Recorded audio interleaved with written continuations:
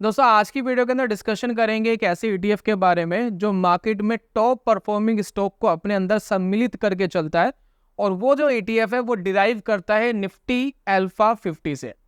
अब इसके अंदर देखिए निफ्टी अल्फा 50 होता क्या है। बेसिकली आप इसके अंदर ये समझिए, इसमें सबसे ज्यादा परफॉर्मिंग वाले स्टॉक इसके अंदर होते हैं, 50 स्टॉक इसके अंदर होते हैं। और अल्फा बेसिकली दोस्तों एक की परफॉर्मिंग इंडिकेटर है, एक ऐसा इंडिकेटर है जो परफॉर्मेंस डिफरेंसेस बताता है और जिसके बिहार पे ये इंडेक्स बना है। तो मैं एक बार अल्फा के बारे में आपको बता देता हूँ। और इसके ऊपर मैंने पूरी एक बैक टेस्टिंग करी है ट्रेडिंग की। तो हम ये देखेंगे कि ट्रेडिंग करते तो कितना पैसा बनाते, इन्वेस्टमेंट करते तो इसमें कितना पैसा बनाते, दोनों में क्या डिफरेंसेस आ रहा है। 2007 का जो मार्केट के अंदर बुल रन था, उसके बाद मार्केट में क्रैश भी आया, तो 2007 से मैंने कंसीडर करा है ताकि मैं मार्केट के अंदर दो क्रैशेस इंक्लूड कर सकूं ट्रेडिंग में, एक 2008 वाला, एक 2020 वाला, दोनों क्रैश मैंने इंक्लूड करे हैं। तब जाकर के मैंने बैक टेस्टिंग का रिजल्ट आपके सामने रखा है। तो सबसे पहले बेसिकली अल्फा क्या होता है मैं एक बार आपको थोड़ा समझा देता हूं, देन उसके बाद बैक टेस्टिंग का रिजल्ट देखेंगे और बाकी चीजें देखेंगे। तो अल्फा क्या होता है, की परफॉर्मिंग इंडिकेटर है। अल्फा किस तरीके से हम कैलकुलेट करते हैं जरा मान लेते हैं कि एक स्टॉक है, उसका एक इंडेक्स है, फॉर एग्जांपल निफ्टी 500। यहां पर पेन का कलर चेंज कर लेते हैं, 1 सेकेंड, ठीक है। देखिए एक एग्जांपल लेते हैं, मान लेते हैं निफ्टी 500 एक साल के अंदर मान लेते हैं 10% भागा, एग्जाम्पल, ठीक है। और कोई एक कंपनी है, वट एवर कोई भी कंपनी है, मैं ऐसे ही लिख लेता हूँ, XYZ नाम की कोई कंपनी है, मैंने ऐसे ही लिख लिया है, ठीक है। वो एक साल के अंदर 18% भागी। कितने परसेंट भागी? 18%। तो मुझे बताइए XYZ कंपनी का अल्फा क्या हुआ। तो यहां पर क्या होता है कि इन दोनों के बीच में जो डिफरेंसेस आते हैं वही दोस्तों अल्फा होता है। तो अगर आप देखेंगे इन दोनों के बीच में एक पॉजिटिव डिफरेंस है, यानी XYZ जो स्टॉक है वो इससे ज्यादा भागा है, यानी अब इसका जो अल्फा है वो हो गया 8%, क्योंकि इसने अपने इंडेक्स को 8% से बीट कर दिया। तो यही दोस्तों अल्फा होता है। अब एक दूसरा एग्जांपल लेते हैं, मान लेते हैं ये XYZ 18% ना भाग करके सिर्फ 5% ही भागता, तो क्या होता भाई, आपका इंडेक्स 10% भागा और XYZ 18% ना भाग करके एक साल में सिर्फ 5% ही भागता, तो इसका अल्फा हो जाता -5%, क्योंकि इसने अपने इंडेक्स से 5% कम रिटर्न दिया है। बस यही दोस्तों होता है अल्फा, और इसी को हम कहते हैं की परफॉर्मिंग इंडिकेटर। कौन कितना भाग रहा है वही दोस्तों इसके अंदर चूज किया जाता है। तो ये जो इंडेक्स बना है ना निफ्टी अल्फा 50, इसमें टॉप अल्फा के जो स्टॉक्स होते हैं, टॉप अल्फा के जिन्होंने सबसे ज्यादा रिटर्न्स दिए हैं मार्केट में, सबसे ज्यादा अपने इंडेक्स को बीट करा है, उनको दोस्तों चूज किया जाता है और उनकी अल्फा वैल्यू के हिसाब से उनके अंदर वेटेज रखी जाती है। तो इसलिए दोस्तों ये जो इंडेक्स है ये मार्केट के अंदर बहुत ही जबरदस्त भागता हुआ दिखाई दे रहा है। इसके रिटर्न्स निफ्टी के रिटर्न्स को बीट करते हैं। अगर हम पिछले कुछ सालों को बैक टेस्टिंग देखें तो बहुत अच्छे रिटर्न्स इसने दिए हैं। और जो इसके स्टॉक्स हैं वो थोड़े छोटे भी होते हैं, यानी कुछ छोटी कंपनियां होती है, कुछ बड़ी कंपनीज होती है, इसको उससे मतलब नहीं होता। मार्केट के अंदर जो जिसका जितना अल्फा होता है उसको उतना ज्यादा ये अहमियत देता है। प्लस इसकी खास बात ये भी है कि भागता तो है, तेज भागता है, लेकिन जब गिरता है तो तेजी से गिर भी जाता है, क्योंकि भागते हुए स्टॉक जब करेक्शन करने पर आते हैं तो वो 20-30-40% की करेक्शन भी इजीली कर देते हैं। दैट्स माय रीजन ये गिर भी जाता है जल्दी। तो ये इसकी कुछ खासियत भी है, कुछ खामियां भी है इसके अंदर। तो इसके ऊपर दोस्तों एक बैक टेस्टिंग कर रहे हैं, पिछले 2007 से लेकर 2024 तक की बैक टेस्टिंग है, लगभग 17 साल की बैक टेस्टिंग हो गई है। और इसमें हम देखेंगे कि ट्रेडिंग करके कितना पैसा बनाते हैं और इन्वेस्टमेंट करके कितना पैसा बनाते हैं। तो चलिए शुरू करते हैं और जानते हैं।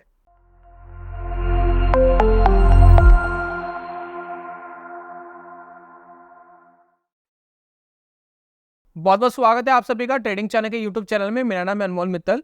तो यहाँ पर सबसे पहले जो स्ट्रैटेजी है ट्रेडिंग की वो आपके साथ में इंट्रोड्यूस कर लेता हूँ। वो स्ट्रैटेजी वही है जो हम पिछले 2 हफ्ते से या मेरे ख्याल से 15-20 दिन से हम वही डिस्कशन कर रहे हैं। तो अगर आप स्ट्रैटेजी जानते हैं जो हम डिस्कशन कर रहे हैं तो इस वीडियो को 2-4 मिनट आगे बढ़ा दीजिए।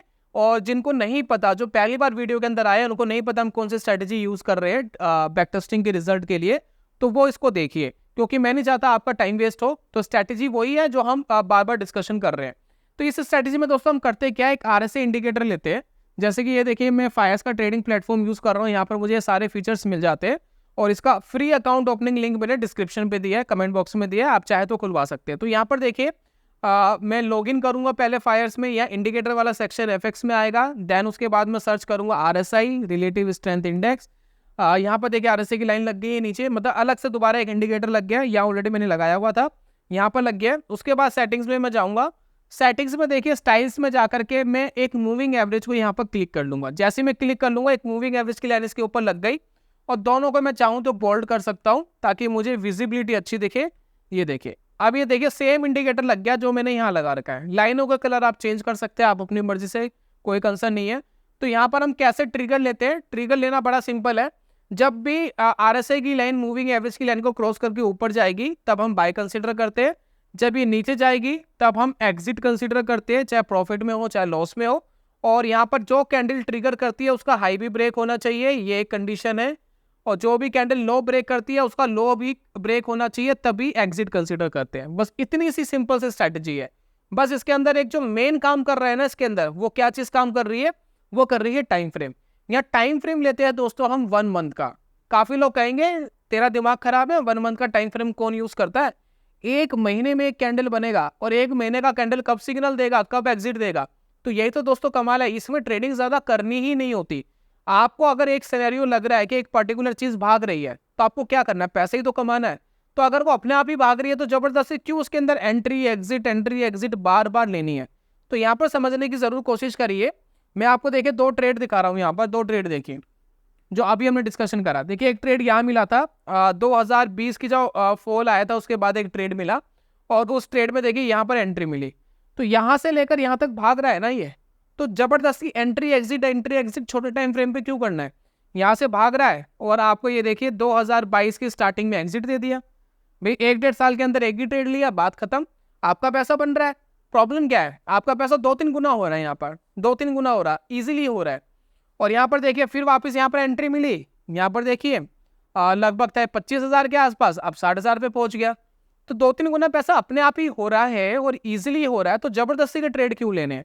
दैट्स वाई रीजन 1 मंथ का टाइम फ्रेम नॉइज बहुत कम कर देता है। आपको एंट्री मिलती है लेट मिलती है, एग्जिट मिलता है वो भी लेट मिलता है। जल्दी एग्जिट मिलेगा तो इसमें स्टॉप लॉसेस भी बड़े होते हैं। तो इसके अंदर एक खामी भी है कि अगर एंट्री लेते ही मार्केट वापस रिवर्स करा तो 20-30% के एसएल भी होते हैं इसके अंदर। लेकिन व्हाटएवर, अगर आप किसी इंडेक्स पे काम करते हो एक स्टॉक के कंपैरिजन में काफ़ी कम रिस्क होता ही है। और प्लस मेनली आज का जो मोटिव है वीडियो बनाने का वो ये है कि अगर हम इस पर्टिकुलर स्ट्रेटेजी से बैक टेस्ट करें इसको तो कितना पैसा हम बना पाते 2007 से लेकर के। ठीक है, तो यहाँ पर एक इंडिकेटर मैं हटा देता हूँ, बाकी फायर्स का ओपनिंग लिंक मैंने डिस्क्रिप्शन में कमेंट बॉक्स में दिया, आप चाहे तो खुलवा सकते हैं फ्री ऑफ कॉस्ट। और प्लस स्टॉक वगैरह आप बाय करते हो या ये ETF वगैरह बाय करके रखते हो उसके अंदर होल्डिंग के लिए, तो उसमें कोई ब्रोकरेजेस भी फिलहाल आपको नहीं देना, वो भी फ्री ऑफ कॉस्ट है। अकाउंट मेंटेनेंस भी फ्री ऑफ कॉस्ट है। ओपनिंग के लिए भी आपको किसी को कोई पैसा नहीं देना, कोई मांगे तो मना कर दीजिए, कोई पैसा नहीं देना। चलिए अब ये बैक टेस्टिंग का दोस्तों मैंने रिजल्ट आपके सामने प्रेजेंट करा है, और ये वही अपनी strategy RSI breakout with SMA यानी सिंपल मूविंग एवरेज के आधार पर जो ब्रेकआउट मिलता है तो उसको देख रहे हैं। तो यहाँ पर देखिए 1 मई 2007 को एक सिग्नल मिला था, जब ये इंडेक्स कितने पर ट्रेड कर रहा था, मतलब कितने पॉइंट्स पर था, लगभग 4100 पॉइंट पर था, राउंड फिगर में 4000 मान लीजिए। 4000 पे इसने एंट्री दी और फिर उसने एग्जिट दिया 4700 पर। 7 महीने हमने होल्ड करना पड़ा इसको, और इनिशियल इन्वेस्टमेंट हम 10,000 मान रहे कि हमने फर्स्ट टाइम 10,000 पे इन्वेस्टमेंट पे लगाए होते हैं, उससे ज़्यादा नहीं, और 10,000 पे लगा करके हम मार्केट में ट्रेड कर रहे हैं। ठीक है, अगर ये करके हम मार्केट में ट्रेड कर रहे हैं जिसमें हमें 2.44 करके कुछ समथिंग क्वांटिटी आएगी। ETFs सस्ते होते हैं, ETFs में और मैनेज हो जाएगा अच्छे से। तो यहाँ पर देखिए 10,000 का खरीदा, 11,700 का बेचा, हमें जो फर्स्ट प्रॉफिट आया वो लगभग 1,700 रुपये का आया। तो 7 महीने के अंदर 17% आपने कमाए। ठीक है, उसके बाद देखिए एक सिग्नल मिला जो मिला 5 जनवरी 2009 को, और इस टाइम ये देखिए कहाँ ट्रेड कर रहा था, 2500 पर। तो पहली बाइंग आपकी हुई थी 4,000 पर, सेकंड बाइंग आपकी हुई 2500 पे। रीजन क्या था, क्योंकि 2008 वाला क्रैश आ गया था, क्रैश की वजह से मार्केट काफी नीचे गिर गया था, और जब RSI ने सिग्नल दिया तब ऑलरेडी इंडेक्स काफी नीचे चला गया था। तो यही दोस्तों स्ट्रेटेजी की ब्यूटी है, मार्केट अगर गिर रहा है और उसके बाद जब संभलेगा तो संभलने के बाद आपको नीचे के लेवल पे भी सिग्नल मिल जाएंगे। तो पहले एक चीज में आप 4,000 में ऑलरेडी प्रॉफिट बुकिंग कर चुके हो, अब यहाँ पर देखिए 2500 पे और प्रॉफिट बुकिंग कर रहे हो। मान लेते हैं कि अगर आपने कोई इन्वेस्टमेंट करी होती जब इंडेक्स 4,000 का चल रहा था, तो यहाँ पर देखिए आपके पैसे टूट गए थे ना 50%, लेकिन आपके पैसे तो 17% बने हुए हैं। क्या 10,000 की जगह आपके पास 11,500 रुपए रखे और अब आप 2500 के लेवल पे इसको खरीद रहे हो। तो ये दोस्तों इसकी खास बात होती है। तो 2500 पे खरीदा, फिर आपको एग्जिट मिला 3500 पर, लगभग 2 साल के लिए होल्ड करना पड़ा, लंबा होल्ड था। 1 मार्च 2011 में जाकर के एग्जिट दिया। अब आपके जो ये 11,000 जो यहाँ पर इन्वेस्ट करे थे, उसमें देखिए सेल वैल्यू देखिए 16,000 आई, लगभग 5,000 पे आपने बनाया। और यहाँ पर देखिए टोटल जो आपकी जो वैल्यू है वो निकल के जो यहाँ पर आ रही है वो ये देखिए 16,000 पे आपके पास बन गए हैं। ठीक है, मार्केट के अंदर 16,000 पे आप मार्केट में कमा चुके हो। उसके बाद दोस्तों जो तीसरा ट्रेड मिल रहा है वो 2 जनवरी 2012 को मिला, जहां पर हमने 3,950 रुपए के आसपास इसको बाय करा और 3,760 में लॉस में हमें बेचना पड़ा। ये एक ऐसा ट्रेड था जिसको 5 महीने होल्ड करा और 5 महीने होल्ड करने के बाद लॉस में बेचना पड़ा। इसमें -708 रुपए के आसपास का नुकसान हुआ, जो बहुत बड़ा नुकसान नहीं है। उसके बाद देखिए 1 जून 2012 को वापस एंट्री मिली, फिर ये देखिए 3,950 के आसपास ही वापस एंट्री करी। इस बार प्रॉफिट में बेचा, 4,260 रुपए का बेचा, 12 महीने होल्ड करना पड़ा और यहाँ पर देखिए हमने लगभग 1200 कमाए। अब हमारी जो वैल्यू है वो यहाँ पर देखिए यहाँ पर ये हो चुकी है 17,100 रुपये वैल्यू हो चुकी है। देन उसके बाद देखिए मार्केट के अंदर 1 अक्टूबर 2013 को वापस एंट्री मिली 4,730 पर और उसके बाद देखिए बहुत तेजी से भागा, ये 8,750 पर हो गया। 11 महीने इसको होल्ड करना पड़ा और इसके अंदर देखिए जबरदस्त पैसा बनाया, लगभग 80-90% का प्रॉफिट था। और ये देखिए 17,000 का जो हमारे पास फंड था वो अब 31,000 में तब्दील हो गया। तो देखा जाए हम 10,000 से हमने जर्नी शुरू करी थी और 31,000 तक हम पहुंच चुके हैं, 3 गुना अपने पैसों को कर चुके हैं। कब तक कर चुके हैं? 2014 तक, लगभग 7 साल में। उसके बाद देखिए 2017 में वापस एक एंट्री मिलती है, बहुत लेट, 2014 के बाद 2017 में एंट्री मिलती है और उसमें देखिए 9,810 का ये चल रहा होता है और 13,000 के आसपास हमने एग्जिट मिला। लगभग 16 महीने हमें होल्ड करना पड़ा। जो हमारा 31,000 का कैपिटल था वो 31,000 का कैपिटल अब 41,000 हो चुका है, जिसमें हमें 10,000 के आसपास का प्रॉफिट आया। देन उसके बाद हम एग्जिट है। फिर देखिए 2018 के बाद 2019 में हमें वापस एंट्री मिली, तब ये चल रहा था 12,700 का। 1 अप्रैल 2022 में हमें एग्जिट करना पड़ा, 34,000 के आसपास हमने बेचा।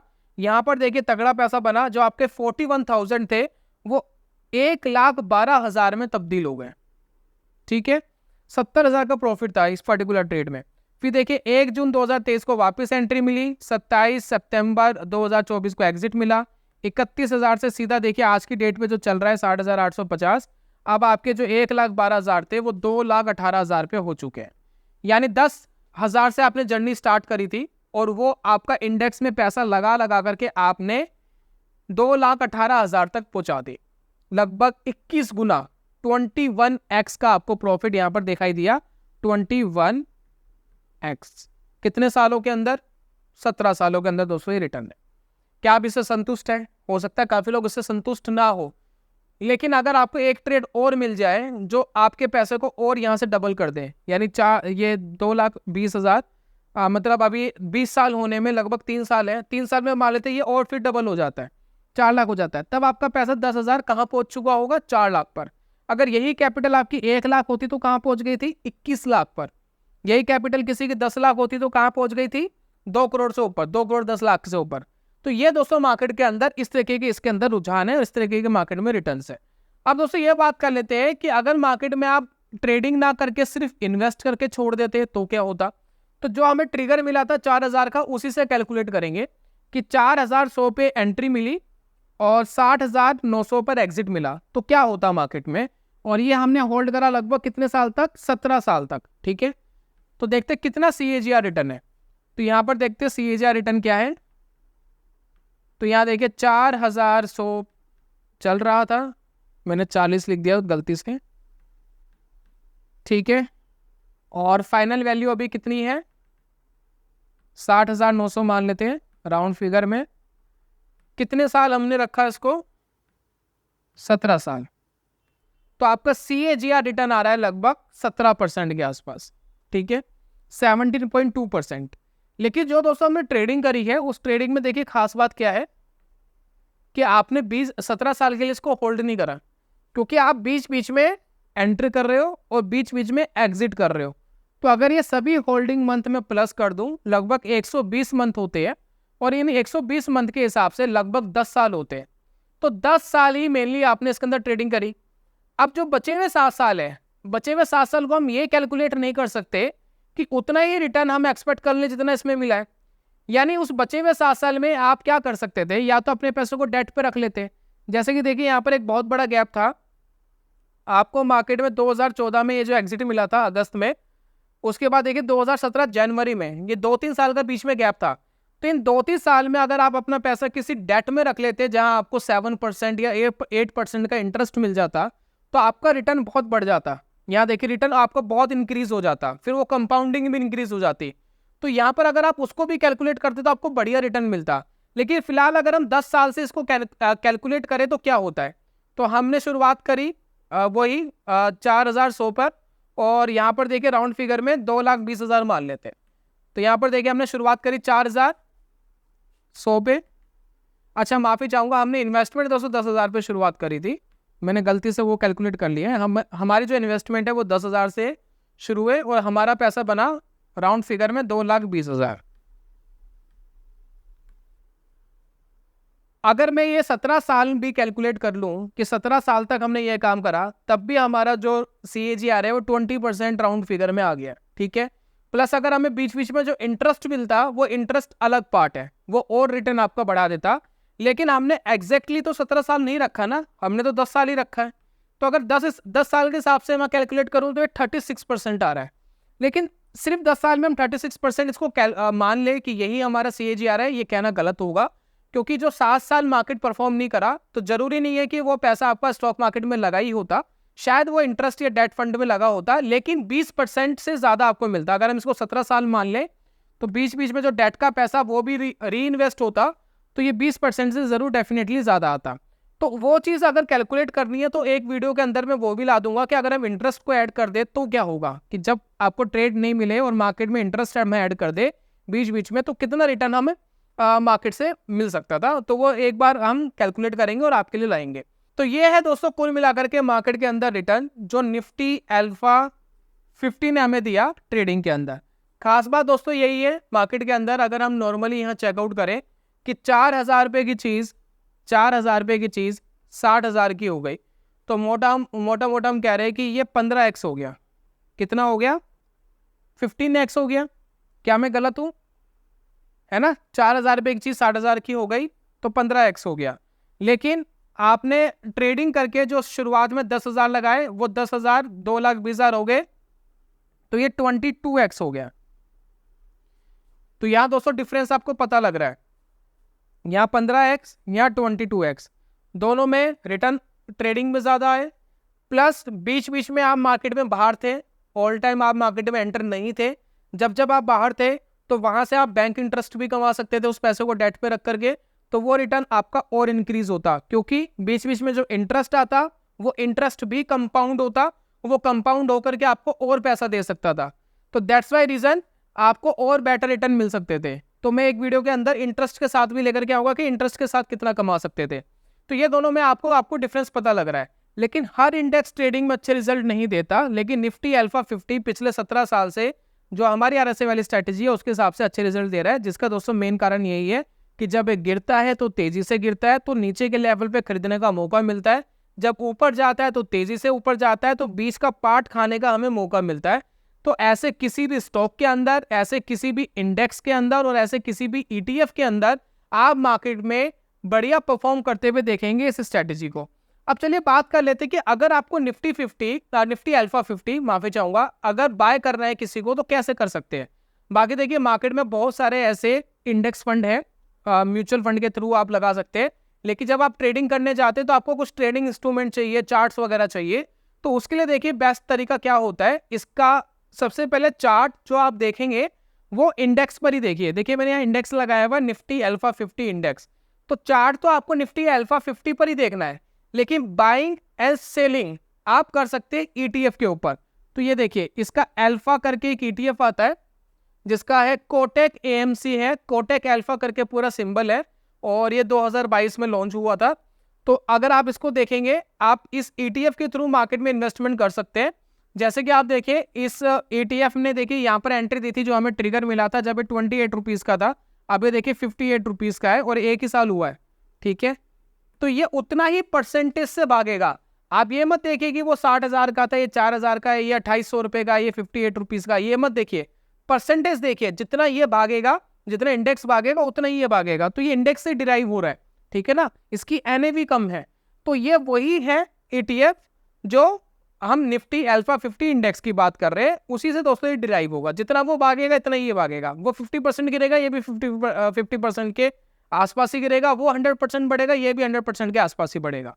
तो इस तरीके से दोस्तों मार्केट के अंदर एक ETF अवेलेबल है, जिसमें आप अपना ट्रेडिंग डिसीजन ले सकते हैं। बाकी मार्केट में रिस्क होते हैं, मैं आपको कोई राय नहीं दे रहा हूं कि आप इस तरीके से इन्वेस्टमेंट करिए, लेकिन मार्केट में आप इसको थोड़ा बैक टेस्ट कर सकते हैं, पेपर ट्रेड कर सकते हैं, देन अपने हिसाब से चीजें डिसाइड कर सकते हैं। तो ये दोस्तों था पूरा बैक टेस्ट निफ्टी अल्फा 50 के ऊपर। उम्मीद करता हूँ कि आपको पसंद आया होगा। अगर आपको इंटरेस्ट के साथ भी अगर चाहिए वीडियो, तो आप मुझे भेज सकते हैं, मैं as soon as possible provide करने की कोशिश करूंगा। बाकी काफी लोग कहेंगे क्या इसके अंदर ADX यूज करना चाहिए था, जो हम लास्ट वाली वीडियो में हम डिस्कशन कर रहे हैं। तो इंडेक्स के ऊपर ADX यूज नहीं करेंगे तो काम चल जाएगा, बहुत ज़्यादा रिक्वायरमेंट नहीं है।